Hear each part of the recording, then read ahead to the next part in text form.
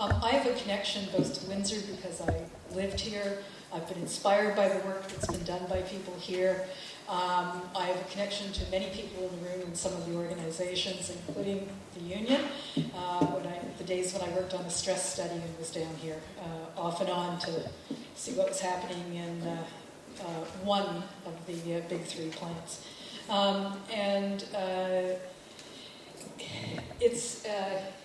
It's been a long time that some of us have been doing this stuff, and I think it was Sarah who was saying to me today, it's really sometimes difficult to keep up your enthusiasm, and especially when you've been at this for a long time.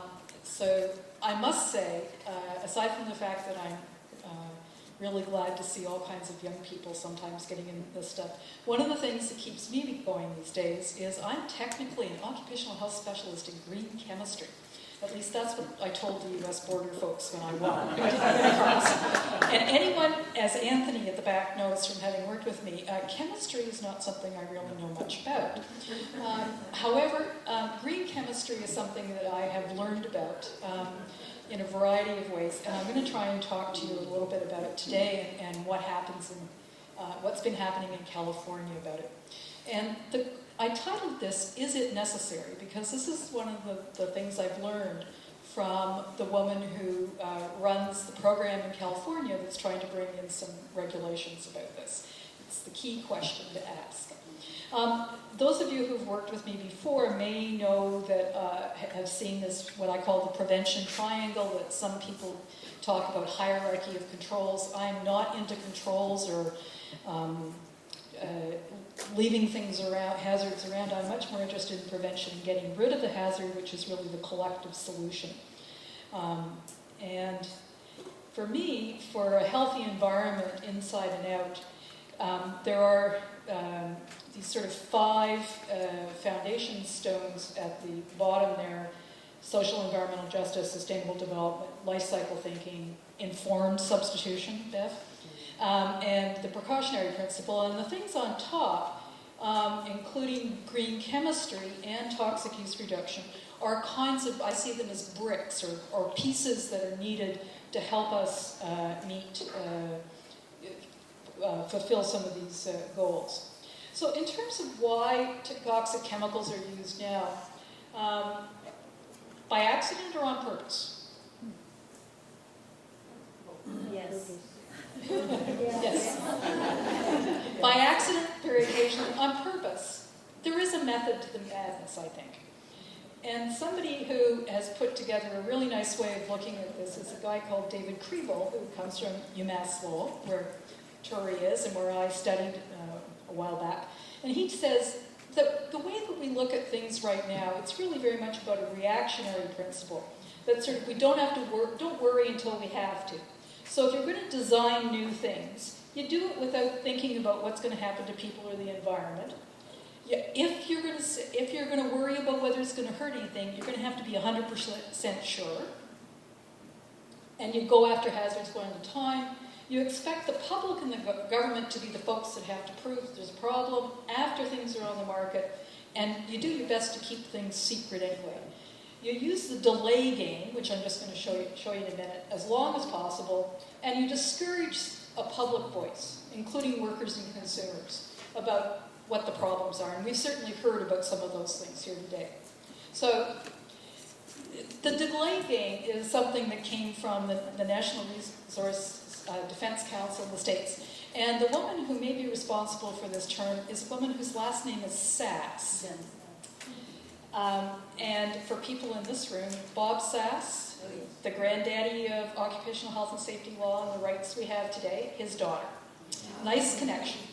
So here's the thing. The delay game is that my dog doesn't bite. I have a nice lab, so the dog doesn't bite. Or if my dog bites, but it won't bite, it didn't bite you. My dog bit you, but it didn't hurt you. And I like posties, but my dog bit you and hurt you, but it wasn't my fault. And this is certainly called from the chemical industry delay game, which is about how the chemical industry is ducking regulation about toxic substances. It's used all kinds of times, and if we look at plasticizers and things like that, there's all kinds of stuff there. So I was going to do this, but I'm just going to very quickly tell you what the answer is. I'm sorry, I'm participatory, but if you were going to design things so that you didn't have to have plastic cutlery, what would you do? Bamboo. I take it with me all the time. I have it's a cotton thing that can be washed, and it's good for the environment. Probably much better for the workers. And I think is an example, hopefully, of green chemistry at work. So,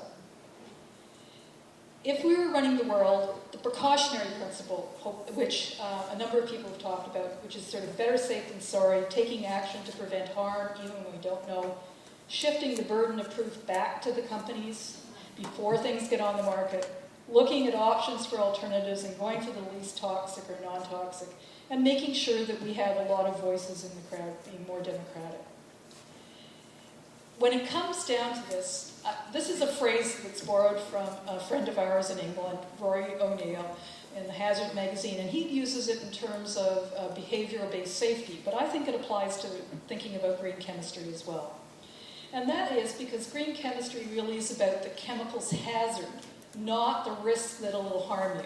So I have to really stop and remind myself that talking about risk factors may not be the best way to think about things sometimes.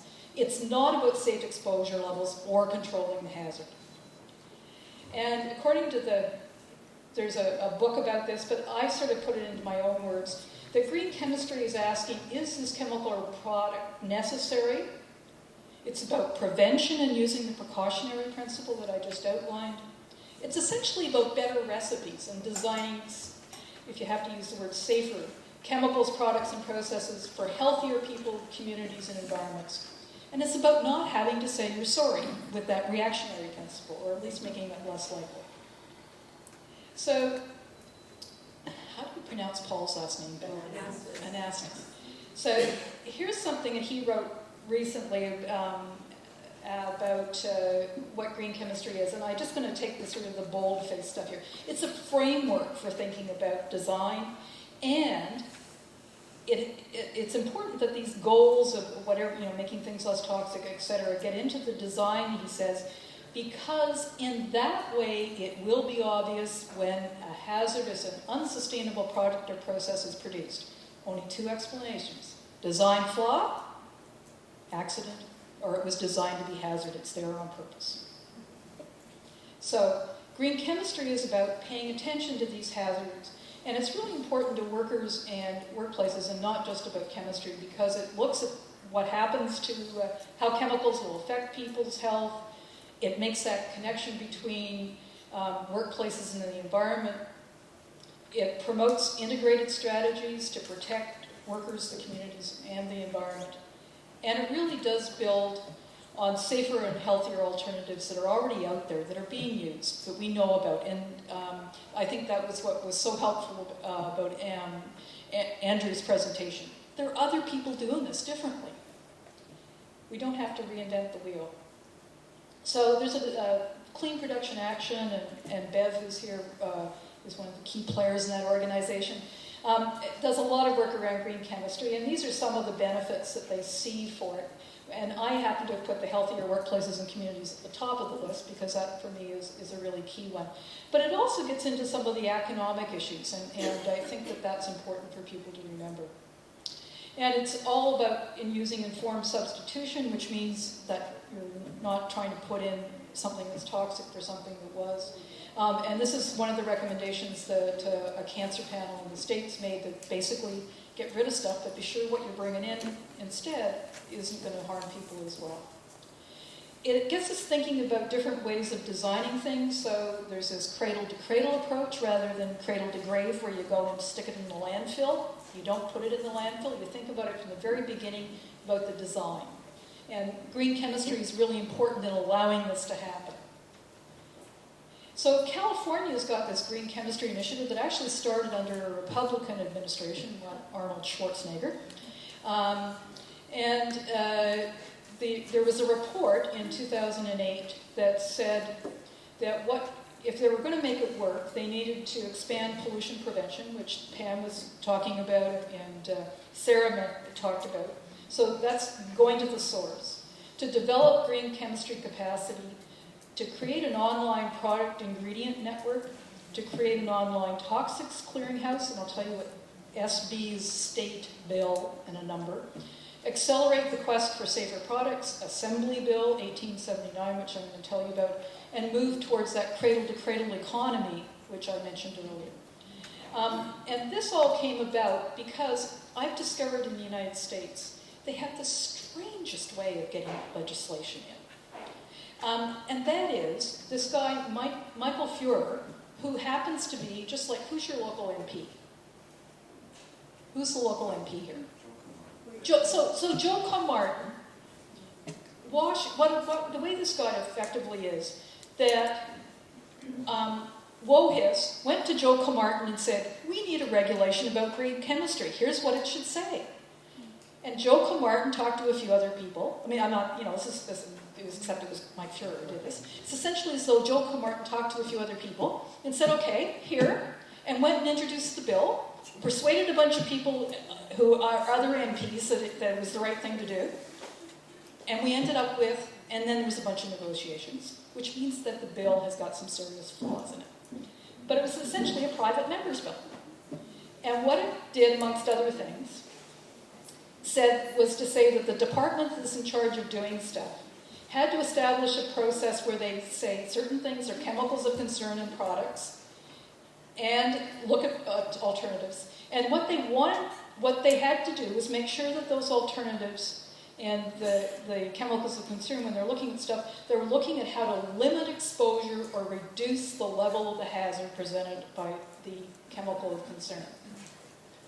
So the Department of Toxic Substance Control, which is in EPA, the California Environmental Protection Agency, introduced these informal draft regulations, which means that they can handle things differently than if it's a formal process, at the end of October. 68 pages, there's a big summary, and there's a whole thing, all kinds of stuff about it online if people are interested. So here's the way it works. Essentially, the department has to identify chemicals of concern. So there's Proposition 65, there's a whole bunch, there's things outside the states, within the United States. They're looking at the Canadian government's list of things that they have under the environmental legislation here. They're looking elsewhere. They think there's going to be about 3,000 chemicals that are going to be nasties, chemicals of concern. And then the department has to say, okay, what products are those in? And which ones are in commerce in California? And then they have to look at which ones do we really care about. So they have to prioritize which consumer products. Okay, so we've gone past the individual chemicals.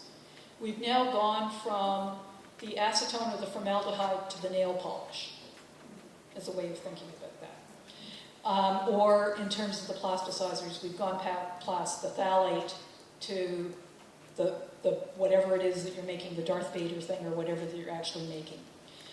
And but it's consumer products that they're looking at, based on a bunch of criteria that includes sensitive populations. Workers, we're arguing, has to be part of that. And the companies making these products then have to do these alternative assessments, which means they have to see whether there's something else that they can either use as a different chemical or they can make the product differently. And they have to provide information about the health effects that are related to that new alternative. And then the department's supposed to decide whether or not they're going to take what they call regulatory responses, which include, they could just say, can't ever use this stuff. You could say, are they really safer alternatives, and maybe push for them.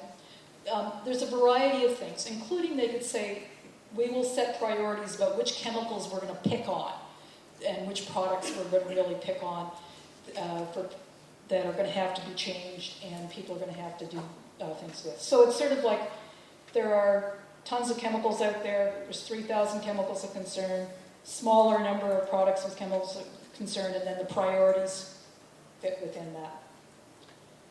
So essentially, we're in the organization I belong to is in a coalition called Californians for a Healthy and Green Economy, or Change. And I'll just tell you what we said about this. We just sent stuff in a couple of weeks ago. It's a first in terms of, this is an agency that's actually trying to build some kind of chemicals regulatory structure that requires this analysis to say, find a better substitute. The agency has actually tried to regulate chemicals and the products. There's a focus first on the intrinsic hazard rather than looking at risk assessment exclusively. And the regulations are going to address cumulative exposure, which are a really key public health concern. So it's not just whether or not one little thing will have an effect on you once. And that the manufacturers are going to have to formally answer the question, is this a product necessary? So the other thing is that we have said, of course, it doesn't go far enough. And there's this whole thing about the de minimis levels. It goes back to what the nice little chart that Michael drew about how it's really hard to say if, which chemical was it you were looking at in that one? Was that BPA? Yeah. So if we say that we only have to report BPA if it's 0.01%, we know from that nice little chart that Michael drew that that's really not going to be protecting a whole lot of people. And so we've said that these de minimis levels, sort of the cutoffs, shouldn't be there. And one of the lawyers in the group has come up with a great legal reason why they can't have them. So we're about to throw that at them. We'll see what happens. So it's especially an issue for endocrine disruptors. There's no funding for the department. And there's none of this sort of requirement that they have to have information before they put stuff out on the market. And trade secrets are still a big deal. And that they actually need to clean up the original bills so that they can make other regulations. The other thing is that you should know that industry, of course, is saying this is going too far. The de minimis levels are not enough. They need to bring them up. And they are going, this is about risk assessment. This is not about hazard, consistently. So just in terms of looking for opportunities for things that involve, how do I do that? Green chemistry and plastics. There's some stuff that DTSC, the folks in California, have done around so-called sustainable bioplastics. There's the BIZ NGO work where they come out with principles for sustainable plastics that include healthy workplaces and communities, with going back to the green chemistry, the cradle-to-cradle stuff, and some work that's done by TUR's sister group.